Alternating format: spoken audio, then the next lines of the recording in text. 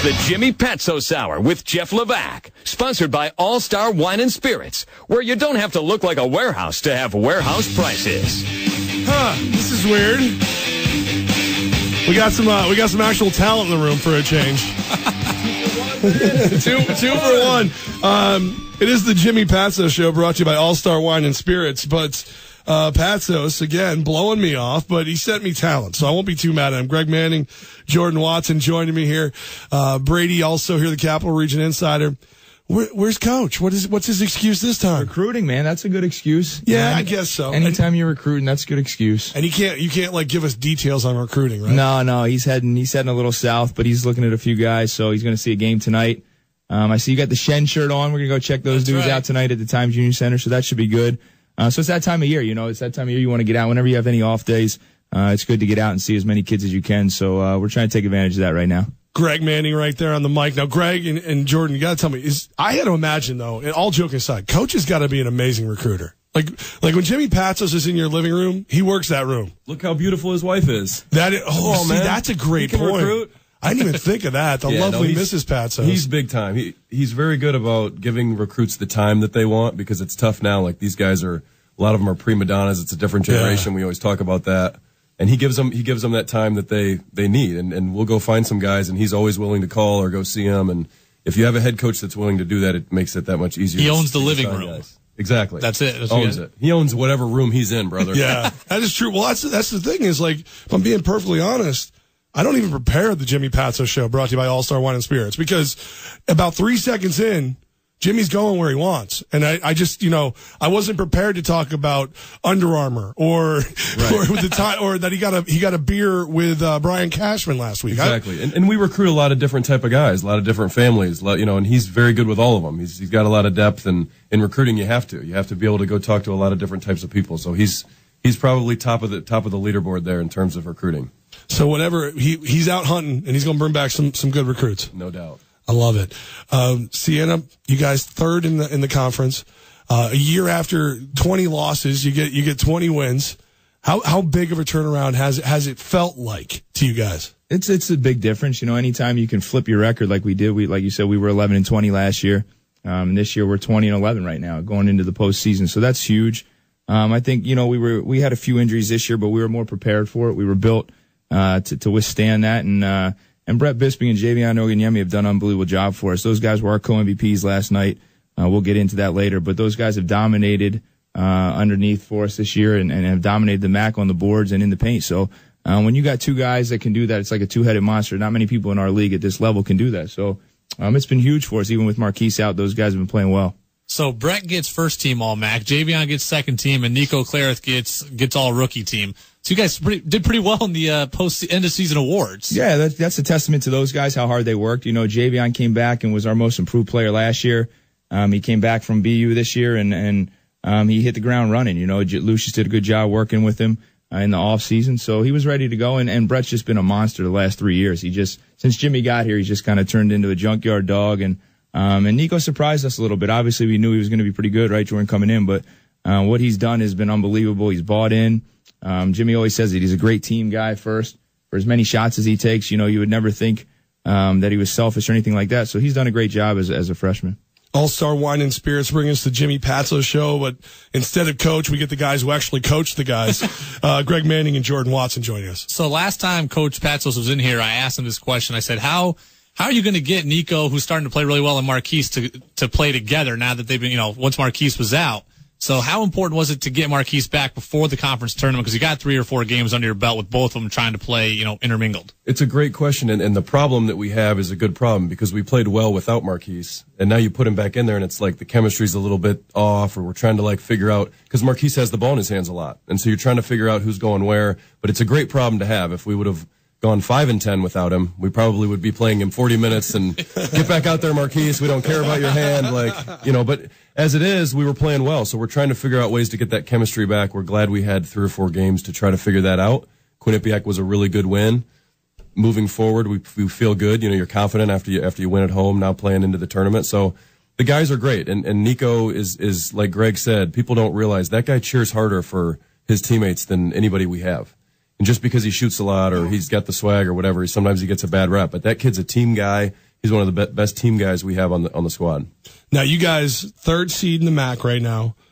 Is it win it all or bust? I mean, you guys went a long way already, just going, flipping your record basically. Is it win the MAAC I think bust? everybody in the league right now, it's win or bust. I mean, there's 11 teams all think they have a chance to go to the NCAA tournament, and so that's the goal in the beginning of the year, and that's definitely the goal now. But I mean, when you look back at our record, Jeff, 20 real wins. There's no D3 teams on there. If you look at some of these major conference teams, they've got 15 or 16 wins. They bought 12 of them. So we won 20 real Division I games. That's a nice feather in the cap of our players, and they deserve that. Now, it's all about the tournament. Right. So it comes down to, are you gelling? Are you playing well? And everybody's vying for it. Now, we're lucky we get to play at the Times Union Center where we've had great fans all year. But everybody's going to be gunning for you in the tournament. So I think that's everybody's goal. You guys are going to play Saturday night against the winner of the 6-11 game. How important was it for you guys to get, you're not having to play Thursday or Friday. You're going to have to win 3 games in 3 days rather than having to win 4 games.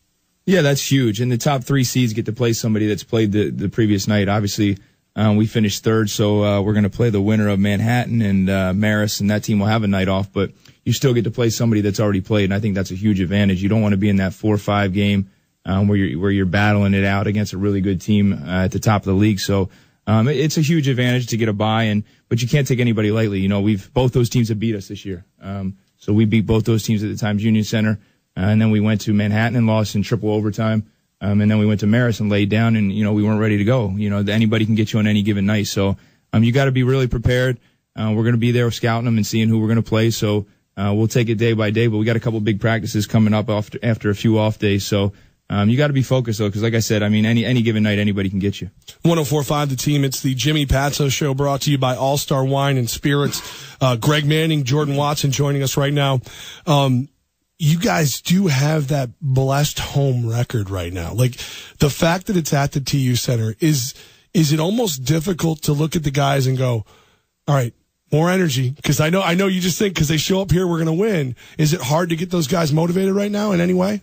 Yeah, not really. They'll be fired up for the tournament. Obviously, playing at home is a huge advantage. They do some things. They take our court off.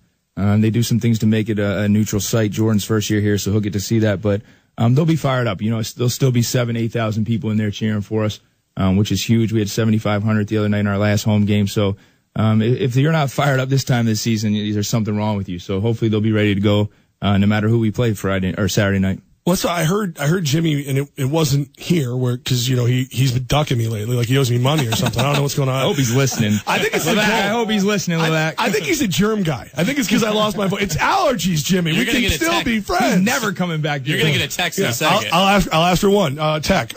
Text. Okay. See, the dude's not even here, and he owns the room. I know, right? He takes over. But I heard him say that he felt like going into the Quinnipiac game that the team almost had this vibe like, hey, we're already in. We'll turn it on when we have to. Like, that sounds bad to me as a fan because I've seen so many of my favorite teams that I know, just like when I look at you guys, I know you can win the MAAC. I know you can. Like, I've seen some of my teams that go in and go, all right, we'll flip the switch. Don't worry about it. And then somebody doesn't get it on the way into the room. Like, is there any, like, how do you go to the guys? I guess that's my thing and go, hey, everybody ready to flip the switch now? Like, do you make them run more? Like, do you yell more? What do you do to get that switch flipped? The thing this time of year is you hope that you've got self-motivating kids and guys that this is what it's all about. You wake up early, you have weights, you have lots of practices, you have all these different things going on through the year, and now it's the payoff. Now you get to go play in a tournament setting.